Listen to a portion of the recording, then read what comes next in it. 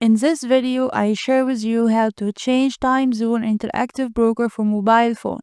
First, open your interactive broker app and then go to the chart. You will notice something that your time zone is the time zone on the chart, not market time zone. So how can you change your time zone to market time zone or chart? Okay, there is no direct way to do this, but I find a way. First, you will change your time zone to market time zone. By this way, the time zone on the chart will change.